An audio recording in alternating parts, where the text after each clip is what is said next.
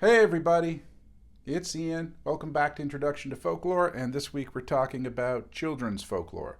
Um, you can imagine that children's folklore has often and always been a dynamic part of the study of folklore for two reasons. One is that um, soon after things like the Brothers Grimm editions came out, the Kinder und Hausmärchen, there was developed this concept that this was um, a lore that was directed towards children. The Kinder, the child, as in kindergarten, the childhood and household tales, Kinder und Hausmärchen, and it coincided with this like long 19th century project of really inventing childhood, by which is meant reconceiving the childhood as this sort of special, sacred, encased time where children needed to be protected, not simply from the actual dangers of the world, but from dangerous ideas. It's a time of like inculcation of values. It's a time of keeping them innocent as long as one can. And you want to think about like how other things that really cemented over the 19th century developed that, like how Christmas became focused on the family, the home, and particularly the child. That's not self-evident within the holiday. I mean, yes, it focuses on the sacred narrative behind it focuses on birth and on an infant, but there's no reason why Christmas should be as infantilized as it is. Why we should be really thinking of it as this sort of home holiday. But it's because it became tied up with this sort of sacred childhood idea. And then the sacred childhood idea sort of gets extended in the 20th century, really with the creation of the teenager as this additional social category, where again they were what defines the teenager is being as yet to be an adult and extending as a different form of dependency and a different form of still needing to be protected, that gets extended onto people up until the age of 18. And the sort of and I mean the invention of teenagerhood. I don't know why I started talking about this, but this is kind of fascinating. The invention of teenagerdom as a sort of special category is related to the idea of keeping people in schools until the age of 18 or so, and like the development of secondary education. You ever think why they call it secondary? Was in part the noble idea of an educated population is a good thing, and then it was weirdly proposed and supported by labor unions who didn't want young people coming in and being able to undercut jobs. So it's like, oh no, you should still be in school until you're 18, was basically so that you wouldn't go into the factory and be a more lucrative employee as far as the employer is concerned. So it's like, no, you keep it. So even and then the legislation that sort of kind of insisted on adolescents finishing high school. I mean, there's no law, but they encourage that becomes the social norm. Is a large part about keeping people out of the workforce. But because you're keeping people out of the workforce, you have this extended liminality of the contemporary adolescent, and so you sort of create teenager, starting in the 30s and then certainly emphasized in the 50s, as this sort of special time where you have a particular status and class. So the way that adult culture defines the child, the adolescent, the university student, because we can really ask ourselves a question. I'll get back to this point later. We can really ask ourselves a question, well, where does childhood end? And then we're sort of defining what is childhood, of course. But when the definitions are coming from on top, basically anything that is not adult, you have two different dynamics. You have you have a selecting process when that group above is determining what is appropriate for children, and then you have the editing, the same editing that took place among the Brothers Grimm. Sort of, we're going to move away the sex, we're going to move away the violence, and we're going to use these tales as developing values and creating the ideal middle class German citizen, English citizen, European citizen, global citizen, whatever you want to talk about in terms of hard work and thrift, but politeness and demureness, and women knowing their place and men knowing their place, and all the sort of, let's just establish these categories of what constitutes something proper. And then you have these sort of periods of exclusivity. So not simply is the lore being shaped, but the what freedoms and liberties they have to exercise is determined from on top. So you have that as one of the trajectories of children's lore, because you could look at children's folklore as the folklore that children are told, the stuff that is directed towards children. And that makes sense in part because you had folklorists who, two things are important to bear in mind. They were often parents, and they remembered stuff from their own childhood. And they remembered stuff from their own childhood, and they remembered these things that were passed along. And the things that are passed along from adults and so on, you sort of get it in your head that those are the traditional. So, what gets passed down. And you should be looking at what gets passed down from parent to child for precisely those definitional things. Like, what is it that these people are saying? What is it that I am being told? Because that is going to be an informative influence. But what children's folklore does, what contemporary children's folklore does, and it's starting in like the 1930s and 1950s and so on, is actually looking at the folklore that children tell each other or do with each other. The games, the stories, the efforts at meaning making, those kind of things. So the folklore of children is different from the folklore for children. And that's kind of the interesting tension dynamic. And again, folklorists, the problem is that we have all been children. Definitionally, we have all been children. And we kind of think that we remember what being a child is like, but we're looking at that from an adult model. We're looking at that from a very narrow-minded sort of development model. And what we're really doing, and one of the problems of folklore of children, but folklore in general, is how we snapped early into this sort of cultural evolutionary model. So based on Darwin, the idea of not simply do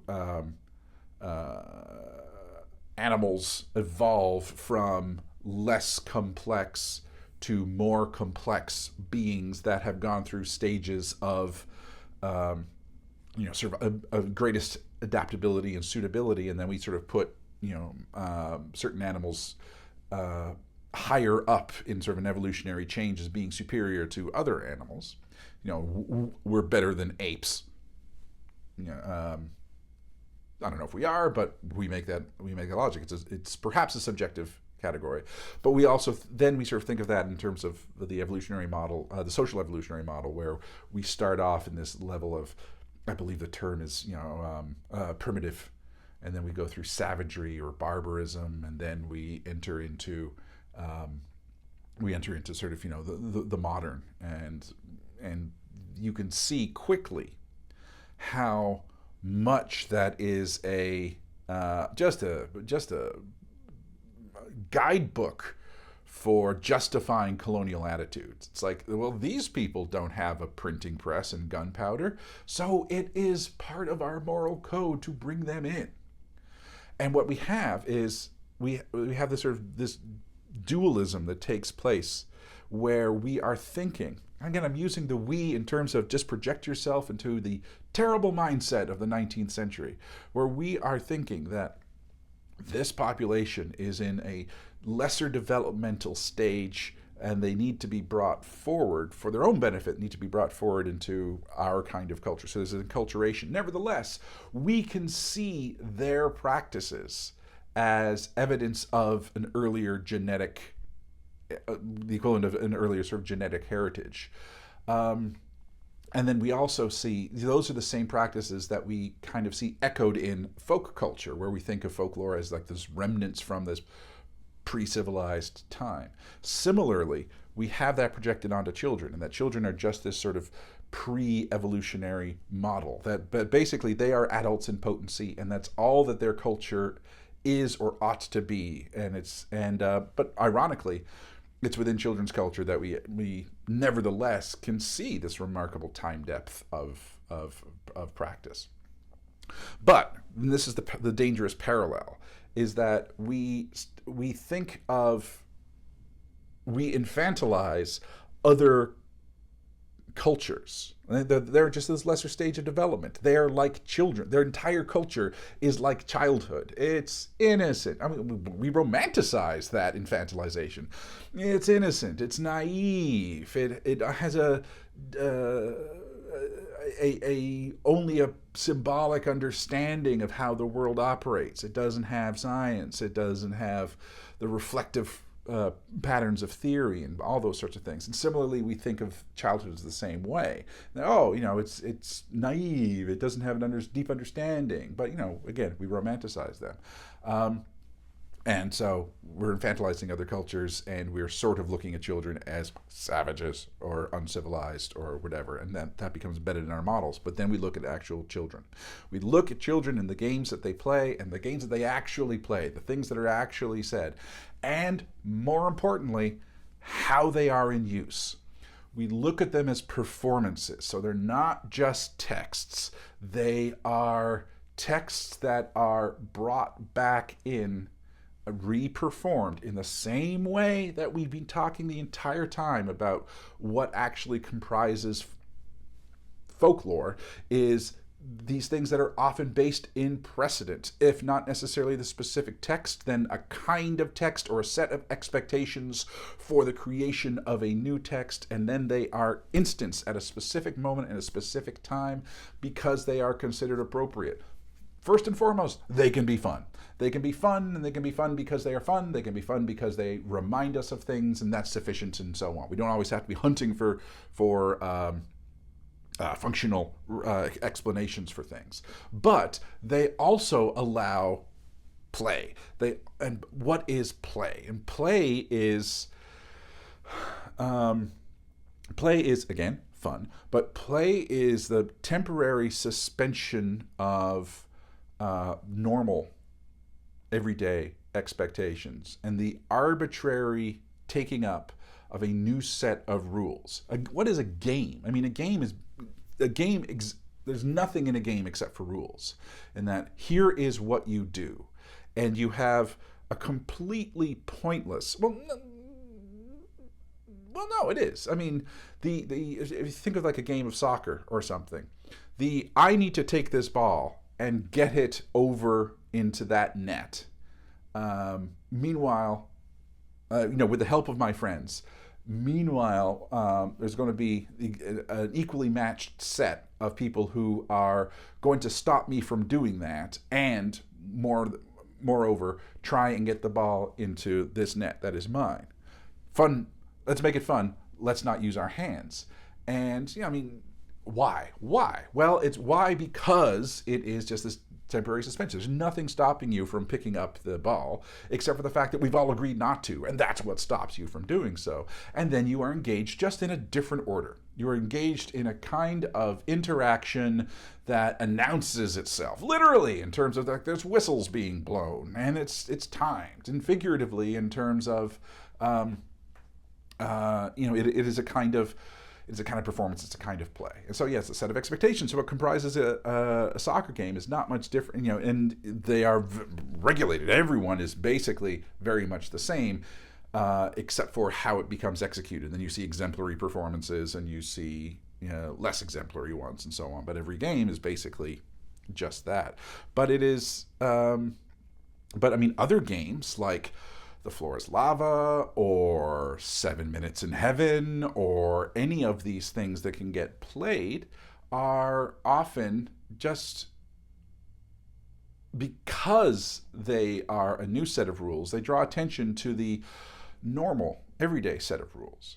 So they involve risk, they involve a different apprehension of things. And so we think of things like kissing games. We think of things like daring games. We think of things like Truth or Dare, for example, where either we sort of transcend these things about secrets or we engage in an act that we wouldn't normally engage in. It is these.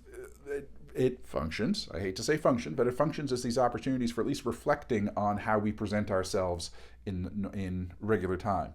And children do this as well. And children are one of the things that children's folklore scholars recognize is the activities that children, even from a very young age, the activities that children find fascinating are the ones that are precisely about playing, testing these categories, trying to understand these categories that have been presented to them, that they are fundamentally expected to operate within. So the idea that there is a lot of interest in children's games about gender, and particularly the gender binary, because that is, until very recently, that is the model that has been set forward. And so like the division between girls and boys, the boy definitions, the girl definitions, the girls' understanding of boys, the boys' understanding of girls, the separation in the schoolyard, but also the occasional blending. All of this is, in a way, I don't want to say practice, because again, it sort of puts it into this functional aspect, but it's operating within the context of these are how things are being presented to us. I am now expected to be a young girl with the anticipation that eventually I'll be a young woman with the anticipation that eventually I'll be an old woman. And okay. And so you are both learning and you are trying to figure things out. The other cool thing about the study of children's folklore is that it is really bounded around the concept of friendship. And we tend to sort of think of these categories of lore often almost by default associated with families, and then by extension, ethnicity, and sort of those sort of social categories. But if you think about what friendship comprises, friendship is one of the very first folk groups that you enter into, that you aren't born into. You enter into it, and all of a sudden, it's like you didn't know each other, and then you know each other. Now, obviously, there are certain exceptions, and there's people who are, who don't remember not knowing each other, neighbors, and so on. But often, it's a matter of I didn't know this person, and I know this person. So they become these little micro aspects of the formation of groups. Now, presumably, precisely because you are within the confines of parental supervision, you aren't finding people from radically far away. They are neighbors. They are people who you go to schools with, and schools are almost by definition defined in terms of geographic proximity, and geographic proximity almost by definition implies a fairly thick set of common references. It doesn't require, but often implies shared language. It doesn't require, but it often implies some kind of shared history, at least in terms of the very basic history of this is where the cool corner store is, and do you remember that storm that happened last year, and those sort of like the micro histories, as it were. But it's then points of commonality, points of communion is like we are buds, but you enter into these groups. The really fascinating thing, one of the fascinating things about children's folklore is that it is passed along by children, and you will see elders. It might be strange to think of an 8-year-old as an elder, but if you have sort of a neighborhood group, and maybe these don't exist in the 21st century as much as they did even in like the late 20th, and certainly not in the sort of gilded age of child ethnography in the 50s and 60s and 70s. Nevertheless, you sort of think of these groups that get to childhood neighborhood groups where there is someone who's just a little bit older who has gone through the same kind of process, was once 5 and is now 8. And they kind of know the things, and they communicate these games, they communicate these plays, they communicate these stories, they communicate these contemporary legends and so on. They communicate these sort of real sort of discrete things, and they happen, and they communicate them in part because, without necessarily framing them as having function and value, because what kind of 8-year-old speaks like that? This is something that you need to know, because this, either as a point of information in terms of contemporary legend, or in terms of like a game, like this is a fun game because you get to kiss people, or this is a fun game because you get to run around, or this is a fun game because you get to temporarily rag on someone, but they're still part of your gang, and so it gets just passed down in that way, and it's really kind of fascinating. And that's when you start unpacking, and the themes that I just mentioned, the themes that are kind of fascinating, gender being one of them, the tension between child and adult is another, fascination with order and disorder, chaos becomes quite an interesting category, and that's one of the ways that parody enters in, and the way that children love parodies, and they kind of like puns, and they kind of like riddles, because you have something that has double meaning. You have the ambiguity of meaning, and you have the idea that there's a text, and then but there's a reference text, and so things aren't as strictly monodirectional as they might have been presented, and there's this kind of level of chaos. One of the appeals of Sesame Street when it came out was that it did parody so well, in that it took basically it took the landscape of adult television and reframed it by using concepts of monsters, which are already like this, the presence of the supernatural and the presence of the unreal within the real, and making fun of the conventions of received culture, making fun of news, making fun of commercials, making fun of masterpiece theater, and making fun of all these of all these things that are presented almost as self-evident goods, and then you get to see other people who are, I mean, clearly Sesame Street is made by adults, but they are almost like on the screen the monsters become like avatar, and the puppets become avatars for childhood and children. It's like they are playing with stuff, and they're playing with stuff in a kind of dangerous way. I've written about the use of Little Red Riding Hood in children's television, and like how Little Red Riding Hood is evoked in Sesame Street over its history, and the way that they assume that you already know the text because it's such a common piece of folklore. And it's a common piece of folklore, it's a common piece of children's literature, it's part of the de facto North American canon, so they never actually have to perform the entire thing. They never tell you Little Red Riding Hood from beginning to end, but they can just take snippets of it and they can subvert it in these fascinating ways, knowing that the person at the other end, even if they're only 18 months old, kind of knows what's going on, and they bring you in that way.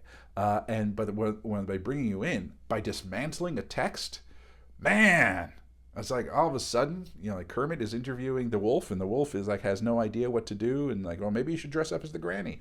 Damn! I mean, all of a sudden, these things that are presented to us as de facto from parents' culture, oh, here is a fairy tale, is the idea that things can be messed with and played with, and that nothing is cast in stone is kind of a fascinating aspect. Children are also, with all that idea of play, children are also incredibly conservative. They like the pattern that has been presented before, and you see that. I don't think I'm confusing the issue by talking about sort of the parent aspect, but children are very obsessed with the idea of something being done right. Like, that's not the rules, and that's not what happens. So even though they are interested in dynamism, they are also very interested in conservatism, that this is the way it ought to be done. And again, from a parental perspective, that idea of like, if you tell a story differently from the way you told it before, you are in for some kind of berating from your child. That's not how it goes. And that's okay. Just remembering that conservatism is an aesthetic that people put on things. So children's folklore exists in the various associations that one has as a child. Again, you can start with a family and siblings as a group, an extended family, and then the people in the street, people on your road if you have neighbors, and those sort of friendship groups. And then at schools, and the age stratification that tends to take place in schools, and that becomes an interesting dynamic, because in sort of cherished communities, or sort of classic communities of up until the mid 20th century, neighborhood groups would often be larger. It would be more both sexes would be present. You would both All genders would be represented, but within the context of still a regimented idea of binary. And the age group might be quite far-ranging. Schools stratify by age, and the one-room schoolhouse is one thing, but once you get into sort of the contemporary urban North American school, and you have grades, and you tend to kind of regiment. The grade 4s don't play with the grade 3s anymore, and so on. So you have that kind of stratification, and that stratification is, again, one of those things that's kind of imposed by structures, and yet then become adhered to by children. So it's an interesting dynamic that we need to remember, that these groups exist. As much as I am emphasizing that they are creative, that they have dynamism, that they are clearly, they don't know as much as adults, but that doesn't mean that they are any less intelligent than adults, and they are making, even if they can't articulate it in the same way, they are making similar kinds of choices, but the similar kind of choices that they make are within contexts of limited liberties, because they are restricted to precisely how far they can roam, and precisely how much economic liberty they have, let alone, they can't go for road trips and all the sort of things that eventually happen later in adolescence. And even, as I said, when do we stop talking about childhood? Because there are arguments to be made that adolescent folklore can really benefit from thinking of it within the same methodological parameters that we use for children's folklore. And an argument can be made that student folklore, university folklore in particular, can nevertheless benefit from the insights of the study of children's folklore. Obviously, you are dealing with greater and greater and greater liberties, and greater complexity of influence. Again, not necessarily raw intelligence, but more and more exposure to things that become conditions, but also potential symbols and potential motifs for performance. You have the same impulse of creating something that is antithetical, because you do have that child-adult tension, whether it's a child adult, whether it's an adolescent adult, whether it is a university student and quote-unquote adult, without suggesting that university students are not adults. They are defined in part antithetically, or at least oppositionally to a different sort of order, as it were, or a different caste, a different generation. Maybe then just leave it at that. And that often is something that's imposed upon them, in that students are the same thing as that university students are infantilized. So once we infantilize university students, then university students can best be understood through these processes. But they're engaged in play. They have the ability to sort of the liberty of being able to still investigate these categories, investigate the categories that the most privileged, the most dominant, the most powerful culture sets as the expectations. Oh, this is good. you start with children, you go for an adolescence, and it's still present in university, where it is those opportunities to test and challenge and adhere to, or completely subvert those, that sort of, again, that thick normativity of dominant, fully adult culture, in the last gasp before you actually enter into it and become sort of a generator of it. Yeah, that's kind of cool. Yeah, that's the thought. So children's literature, children's folklore. Just remember that it is these things, like all folklore, things that operate within groups, that circulate within groups, circulate and continue to circulate because they are considered important, because they are considered relevant, because they are considered apt, because they are considered to help meet expectations. Fun is present, and they continue to be fun. But you want to ask why a particular text.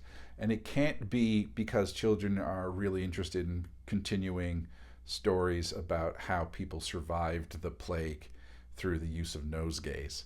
That's just ridiculous. But the idea of falling down for fun, or playing with ideas of death, and while singing, the juxtaposition of singing and death, that's kind of fascinating. That's kind of morbid. Kids love morbid. Kids love body parts. Kids love the abject. Kids love ridiculousness. Kids love fart jokes. And in part, it's because they know they shouldn't. And who's saying that they shouldn't? Well, here we go.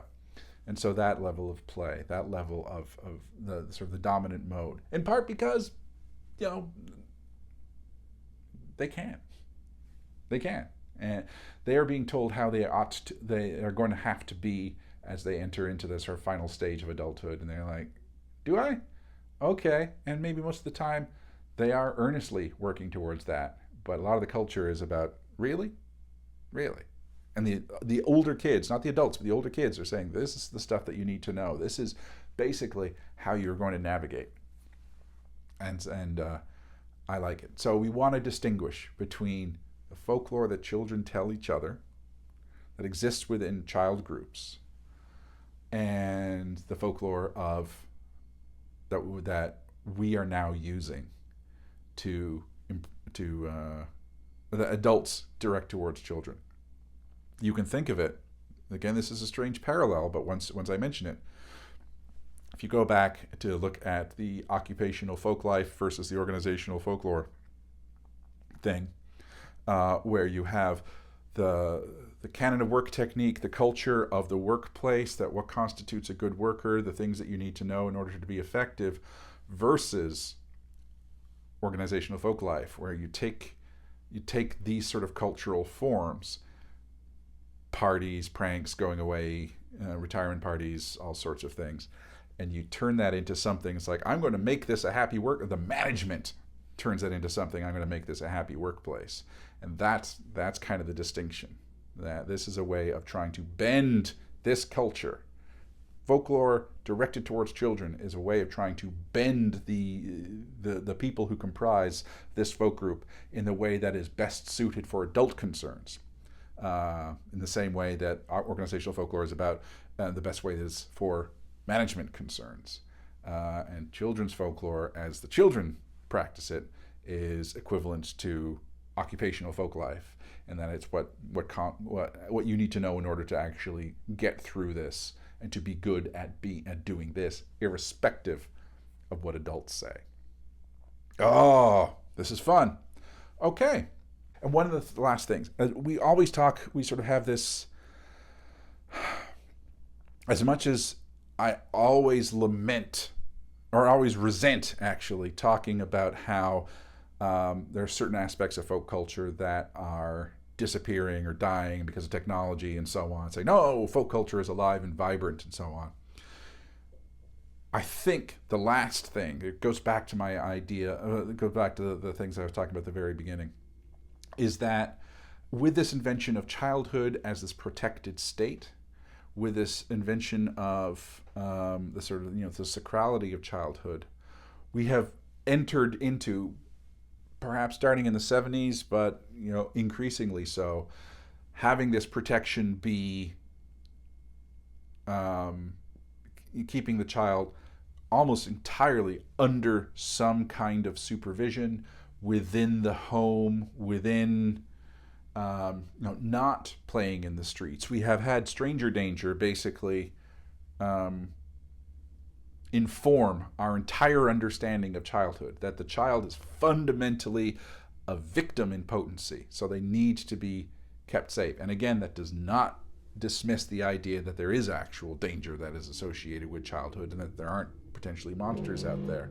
But because of that, many of the dynamics of this sort of gilded age of children's folklore really have kind of disappeared, or they exist in the schoolyard and very little outside of that, because children don't play in the same way. And that is, on one hand, old man talking. It's like, children don't do what they did in my time. But that is also an observation. Now, it doesn't mean that they can't be creative. They live lives online, and now we stranger danger that as well. And again, often, sometimes justly. But how do they have these outlets for pushing back at the strictures that a dominant culture is trying to place upon them? And not pushing back in terms of rejecting, but pushing back in terms of testing. It's like, is this so? Are boys made of puppy dog tails? Let's see. Where does that take place? All right. And the question of the week is basically, again, reflective. And can you describe a children's game or activity, something, piece of lore from your own childhood? And describe it in as much thick detail as you want. And you can start to try and articulate themes that might have emerged from it in terms of, this is basically about gender, or this is basically about something else. Or it could be hopscotch, where hopscotch isn't necessarily about, hopscotch is a perfect example of a game in terms of an arbitrary set of rules. It's like, you got to throw a stone and you got to jump on it. It's like, okay. But it doesn't necessarily have some kind of deep symbolic meaning. Anyway, so describe something from your childhood. Question of the week. All right. Go away. I'm Ian. Be well, and I will talk to you later. Bye.